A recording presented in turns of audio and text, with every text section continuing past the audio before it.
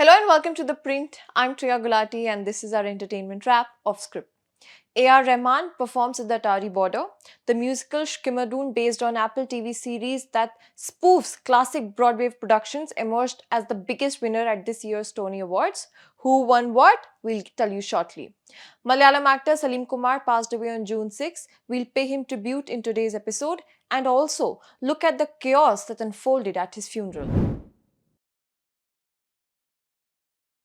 Music composer and singer A.R. Rahman performed at the Attari Border on June 7. The performance, held about 30 minutes before the daily beating retreat ceremony at the Joint Check Post, was part of a special tribute honoring personnel of the Border Security Force. The program was organized by the support of the BSF and production team of the upcoming film Main Vapas Aaunga. Directed by Imtiaz Ali, this love story is set against the backdrop of partition. The movie stars Diljit Dosanjh, Nasruddin Shah, Sharvari and Vedang Raina, with music composed by Rahman and lyrics penned by Irshad Kamil. It is scheduled for a worldwide theatrical release on June 12. Now, coming back to the performance, following Rahman's patriotic opening, the event also featured songs from the film. Nilanjana Ghosh and Vedang Raina performed Maskara, while Mohit Chauhan, Pooja Tiwari and Nargis sang Ishq Mastana. In one of the videos going viral, Vedang Raina is seen singing as Imtiaz Ali captures him in his phone. The evening concluded in a classic Rahman style as he performed his iconic composition Matujhe Salam, prompting the audience to join in a powerful expression of national pride. The event also drew attention from Pakistani spectators across the international border. Speaking on the occasion, director Imtiaz Ali described the concert as a unique and symbolic tribute to India's border forces. Main Vapas Aaunga, meanwhile, is produced by Birla Studios and Applause Entertainment, along with Mohit Chaudhary, Shibashish Sarkar of Windows Seat Films.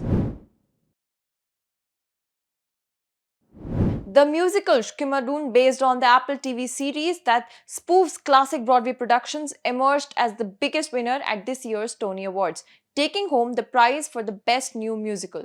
Inspired by Golden Age musicals such as The Music Man and Oklahoma, Shkimadoon follows a modern-day couple who find themselves trapped in a magical town where residents constantly break into song. The win marks a major comeback for creator Cinco Paul, whose television series ended after just 2 seasons.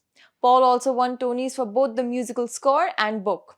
Accepting this award, producer Lorne Michael, best known for creating Saturday Night Live, said, "Sometimes singing, dancing, jokes, and a happy ending are all you need." The victory also gives Apple a rare distinction often referred to as a studio EGOT. The company now has major wins across all 4 top entertainment awards. Emmys for Ted Lasso and the Studio, an Oscar for Coda, a Grammy through Chris Stapleton's contribution to the F1 soundtrack, and now a Tony for Shkimadoon. In the theatre categories, playwright Bas Wohl's Liberation won Best New Play. The drama, which also received the Pulitzer Prize for Drama earlier this year, explores the lives of women in a 1970s Ohio consciousness-raising group as they confront sexism, racism, and traditional gender expectations.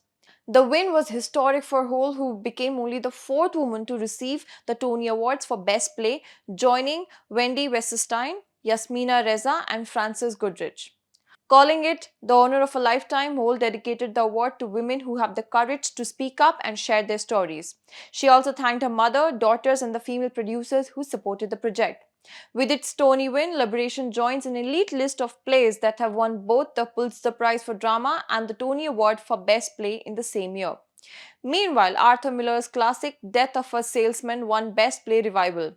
The landmark drama, which examines the collapse of the American dream through the story of Willie Loman, continues its remarkable Tony Awards legacy. After winning Best New Play in 1949 and Revival Awards in 1984, 1999 and 2012, the latest production added another major honor to its collection. The Revival was one of the night's most decorated productions, winning 6 Tony Awards. Laurie Metcalf earned her 3rd Tony for her performance as Linda Loman opposite Nathan Lane's Willie Loman. The production also won awards for lighting, scenic design, and sound design, while director Joe Mantello took home the Tony for Best Direction of a Play. Malayalam actor Salim Kumar passed away on June 6 due to a cardiac arrest. The 56-year-old began his career as a mimicry artist at Cochin Kalabhavan, a renowned institute for teaching performing arts in Kochi. Although he entered cinema with a small role in Ishtamanu Nooravattam, it was his stint on the popular Asianet comedy show Comic Cola that earned him fame. He went on to perform in films like Manadir Pennu Chinnakotta Chekkan, Mattupetti Machan, and My Dear Karadi.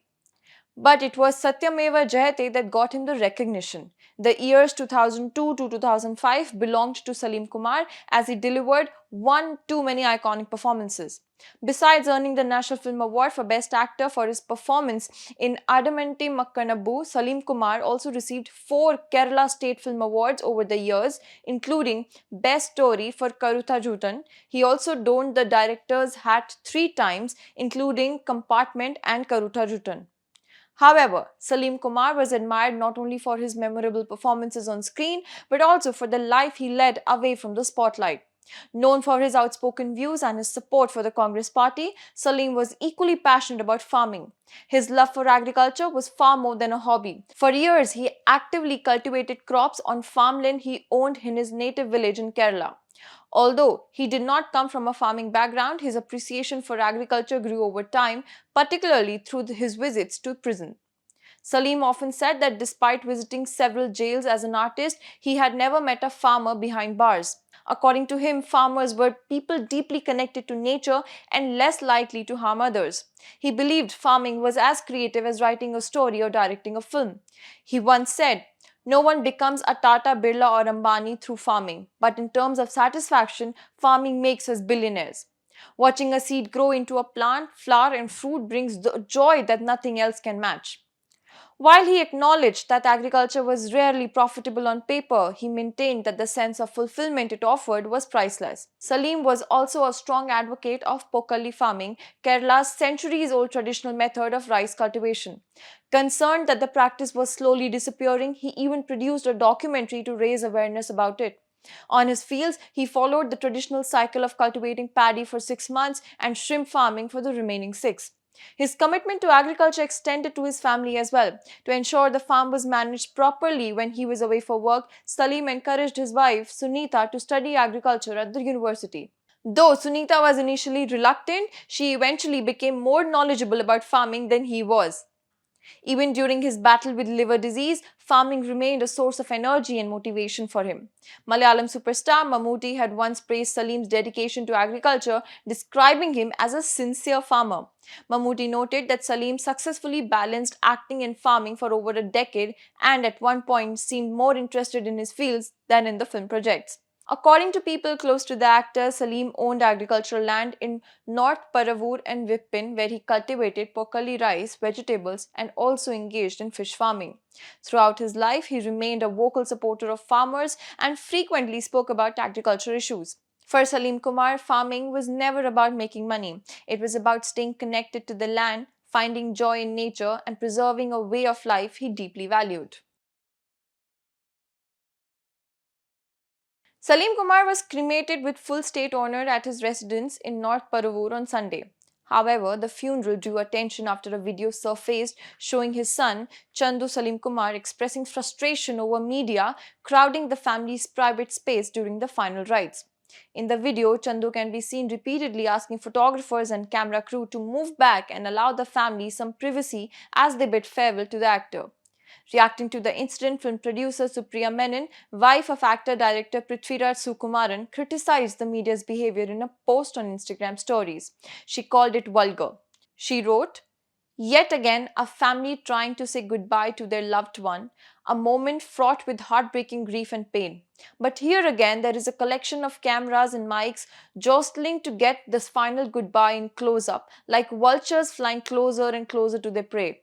The son shouting to get some space, asking them to move back so he can cry in peace. What have we become? This voyeuristic urge to consume everything in real time, abandoning all sense of property and decorum." Footage from the funeral showed Chandu becoming visibly emotional as media personnel gathered near the area where family members were paying their last respect. As the crowd around the actor's mortal remains grew, he was seen repeatedly urging camera crews to step back and give the family space. Several videos of the incident have since gone viral on social media. Thank you for watching and follow for more.